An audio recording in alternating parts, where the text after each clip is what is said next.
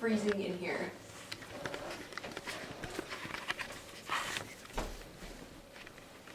Today, homelessness affects approximately 760 people in the Fargo-Moorhead area.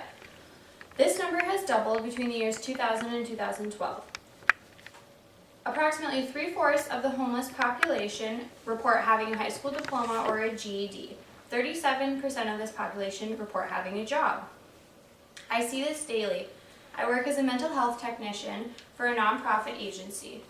The vast majority of our clients are suffering from homelessness or have suffered from homelessness. Today, I'm here to inform you of our current homelessness problem in the area and what we can do to help. First, we're going to look at some statistics involving homelessness and the people it affects. Second, we will look at some factors that affect the homeless population. And third, we will look at some agencies set up to help them and what we can do to help. On any given night in the Fargo area, we have 760 homeless people, according to the Wilder research of 2013.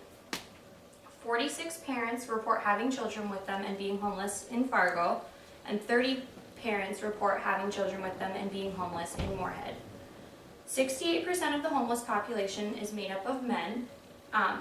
Of this population, the average age is 44 years old. Women generally, to become homeless, end up fleeing an abusive relationship. Also, many of these women report being abused or sexually abused as a child. Now we know roughly the number of homeless people in our area. It's time to look at some factors affecting them. Mental illness, alcoholism, and chemical dependency are very important factors that affect the homeless population. Almost half of the homeless population admit to being mentally ill. These illnesses include delusional disorders, schizophrenia, and manic depression.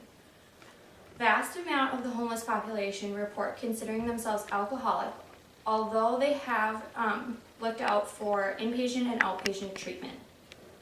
After looking at the factors that affect these people, it's very important that we become aware of some of the agencies in our area set up to help them. We have many different shelters, crisis centers, and places for the homeless population to eat in our area. Also, many of these shelters do appreciate volunteers and donations. I made a PowerPoint presentation to help us look at some ways we can get involved. Obviously, men make up the larger portion of the homeless population. In Fargo, we have many different places you can look at volunteering, shelters and food assemblies. Also, we have many different donation needs in our area as it's getting colder outside. The New Life Center in Fargo has meals and a place to stay for the homeless population. They do not put a time limit on how long an individual may stay at the center. The center provides advocacy, meals, spiritual help, and they do have a free clinic set up for the population, according to the New Life Center.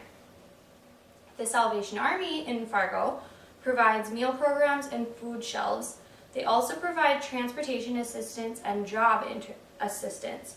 This is according to the Salvation Army of 2013.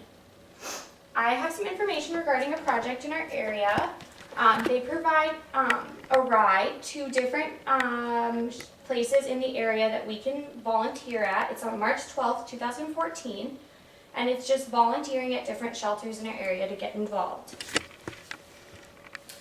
All the topics we have covered today are important in helping the fight to end homelessness.